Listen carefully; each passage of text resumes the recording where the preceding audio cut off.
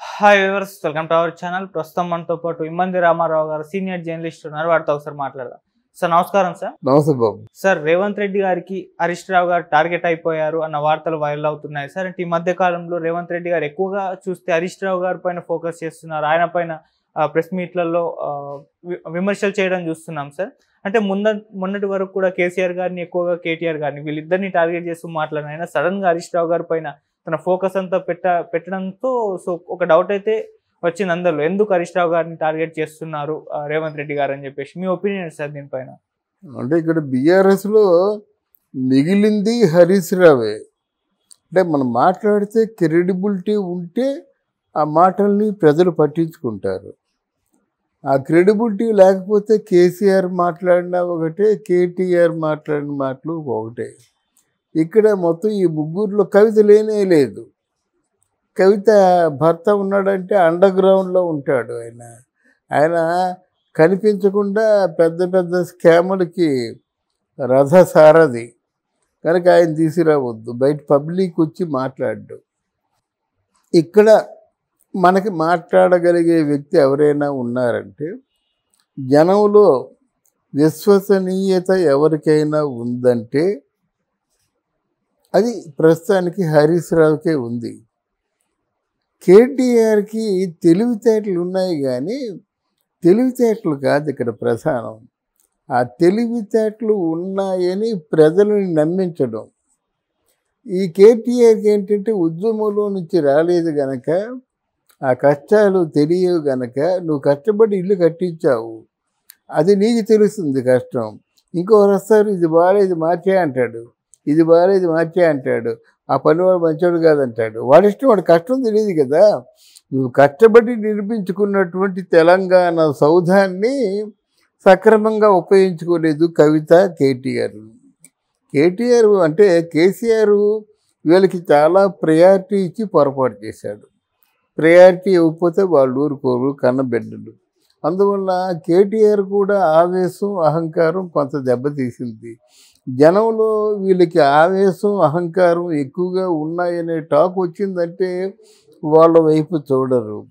ఈ బీఆర్ఎస్లో ఉన్నటువంటి గుసగుసలు విన్న తర్వాత కేసీఆర్ కూడా హరీష్ రావుని వర్కింగ్ ప్రెసిడెంట్గా చేద్దామన్నటువంటి 100కి 100 కూడా ఇష్టం ఉంది. దాన్ని నేను తట్టుకోలేడు. సరే నువ్వు చేసుకొని నేను రాజీనామా చేస్తా అన్నాడు. కుటుంబంలో చూసారా, కుటుంబ కలహాలు బయటికి చెప్పుకోలేకపోయినా కూడా చాలా మనోవ్యతకి గురి చేస్తాయి. అంటే ఒరిజినల్గా రేవంత్ రెడ్డి, హరీష్ రావు ఇద్దరు కూడా మంచి స్నేహితులు. ఎందుకంటే రేవంత్ రెడ్డికి ఏదైనా ఆపద వచ్చినట్టయితే ముందుగా చెప్పుకునేది హరీష్ రావుకే. కనుక అంతా ఇద్దరు మిత్రులైన వాళ్ళు ఈరోజు ఒకరి మీద ఒకరు కత్తులు దూసుకుంటున్నారంటే అధికారం, రాజకీయ లబ్ధి, ఈ రెండు ప్రధాన పాత్రలు వహిస్తాయి. ఇప్పుడు రాజకీయ లబ్ధి కావాలంటే ఎవరో ఒకరు వర్కింగ్ ప్రెసిడెంట్ కావాలి. అధికారం వీళ్ళకి చేతికి ఎలాగా చిక్కింది, మరో 5 సంవత్సరాల పాటు అధికారం వచ్చే ప్రసక్తే లేదు. కేసీఆర్ 6 నెలల్లో పడిపోతుందని చెప్పాడు కానీ అంత పడిపోతే వాళ్ళు ఆ పార్టీ ఎందుకు, ఒక జాతీయ పార్టీ తాలూకు అంటే ఆ పోకడ వేరేగా ఉంటుంది. అవసరమైతే దేనికైనా తెగిస్తారు, వాళ్ళు పార్టీని నిలబెట్టుకుంటారు. అందువలన ఇటువంటి కొంచెం తొందరపాటు మాటలు బీఆర్ఎస్లో ఎక్కువ కనిపిస్తున్నాయి. 6 నెలల్లో పడిపోతారు, రేవంత్ రెడ్డికి ఏమీ లేదు, రేవంత్ రెడ్డి పక్కకు లాగేస్తారు, ఇట్లాంటి ప్రోపగండాలు చేసుకుంటూ వెళ్తున్నారు అన్నమాట. కానీ ఇవన్నీ ఎప్పుడైతే అన్న మాటలు కాకుండా పోతాయో వాళ్ళు నలుగురిలో పలసనైపోతారన్నమాట. ఊరికే ఊహాగానాలు చెప్తాడు రా, అంతేగాని ఈ పడైనా చేసేనా అనుకుంటారన్నమాట. అందుకు ఇప్పుడు ఏంటంటే రేవంత్ రెడ్డి కొంచెం రాజకీయ చతురుడే. ఎందుకంటే రేవంత్ రెడ్డి తగ్గగలడు, నెగ్గగలడు. అందుకనే మా గురువు అని చెప్పుకుంటున్నటువంటి తెలుగుదేశం పార్టీ అధ్యక్షుడు చంద్రబాబు నాయుడు మీదే కత్తి దూశాడు. విజయము వీర స్వర్గము అంటారు కదా, నిన్ను ఓడించానా నా పేరు ఉంటుంది. ఓడిపోయిన అంత గొప్పవాడి చేతిలో ఓడిపోయినని పేరు ఉంటుంది, రెండు నాకే పేరు ఉంటుందని ఆలోచించదగ్గ రాజకీయ సమర్థుడు మాట. కనుక భక్తు రాజకీయం నడిపిస్తున్నాడు. ఈరోజు హరీష్ రావు మీద ఆయన కోపం కాదు, ఉన్న వాళ్ళలో నాయకుడు ఎవరున్నారు, ఆ నాయకుడు హరీష్ రావు అన్నమాట. ఇప్పుడు సపోజ్ ఇప్పుడు రైతు బంధు ప్రకటించమని చెప్పాడు, ఆగస్టు 15లోగా ప్రకటించకపోయినట్టయితే ముందే నేను రాజీనామా చేస్తాను, నువ్వు రాజీనామా చేస్తావని సవాలు విసిరాడు.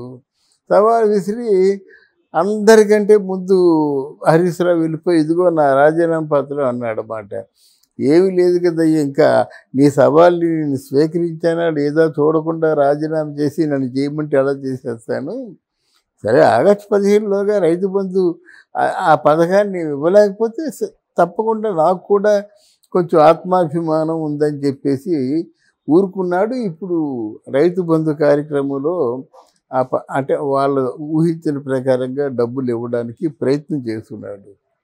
రెండోది ఏమిటంటే ఈ ప్రయత్నం చేయడంలో రేవంత్ రెడ్డి చాలా కష్టాలు పడ్డాడు, చాలా బ్యాంకులను కూడా అప్పడిగాడు. ఎంత కష్టపడినప్పుడు కూడా కొంచెం స్క్రూటినైజ్ చేశాడు. అసలు ఒరిజినల్ రైతులు ఎంతమంది, లేకపోతే రైతు పేరు చెప్పి తీసుకుంటున్నారా, ఎకరాల పేరు చెప్పి తీసుకుంటున్నారా, దాని మీద సర్టిఫికేట్స్ అవి ఉండాలి కదా. కన్సెంట్ ఆర్ఓ విఆర్ఓ వీళ్ళందరూ సంతకం, ఎంఆర్ఓ అంత సంతకాలు ఉండమాట. అవి రెడీమేడ్ సంతకాలు ఉన్నాయి మార్కెట్లో.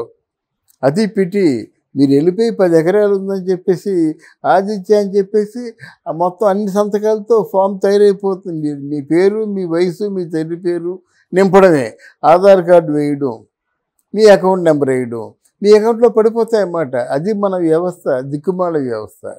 అంటే వెనక ముందు రీచెక్లు చెక్కులు లాంటివి ఏమి లేకుండా, అంటే చెక్కింగ్ అన్నమాట. వాట్ ఐ మీన్ అంటే సూపర్ చెక్ ఒకసారి చెయ్యాలి కదా, ఇవన్నీ కరెక్టా ఫేక్ అన్నది. అది లేకుండా డబ్బు ఇచ్చేశారు. మేము అలా చేయం, నిజమైనటువంటి పేద రైతుకే మేము ఇస్తామని చెప్పేసి స్క్రూటినైజ్ చేస్తున్నారు.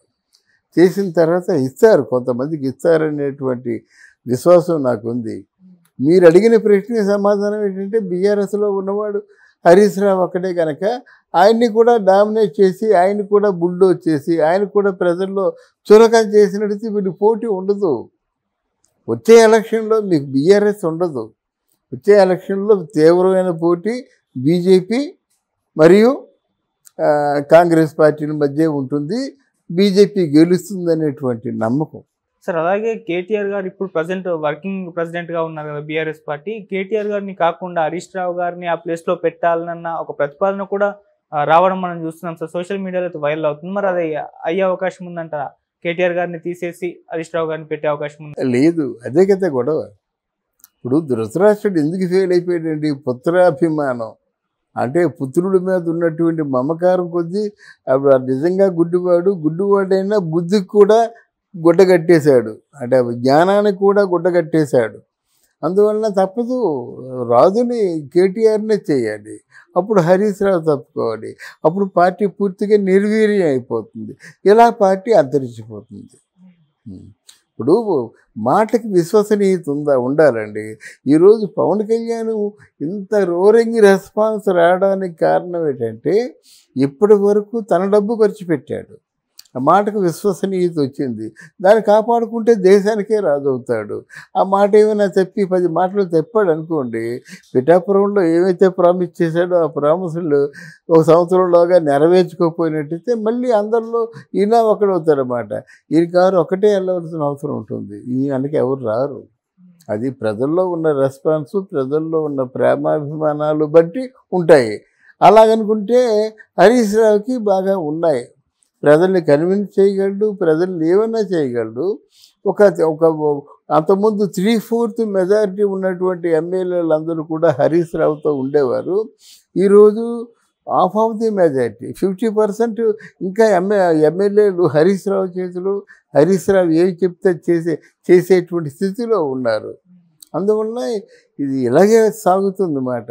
హరీష్ రావుకి ప్రెసిడెంట్ ఇస్తే నాకేముంది, నేను ఇండియాలో ఎందుకు ఉండాలి, నేను మళ్ళీ అమెరికా పోతానంటాడు. ఈ కుల అంటే వాళ్ళ ఇంటిలోని పోరు ఇంత కాదయ్యా అనేటువంటి విధంగా వాళ్ళ ఆ గొడవలు సర్దుమనితే కానీ రాజకీయంగా ఒక అడుగు ముందుకు పడదు. అలాగే హరీష్ రావు గారు సార్ బీజేపీలోకి షిఫ్ట్ అవబోతున్నట్టు కొంతకాలంగా వార్తలు వస్తున్నాయి సార్.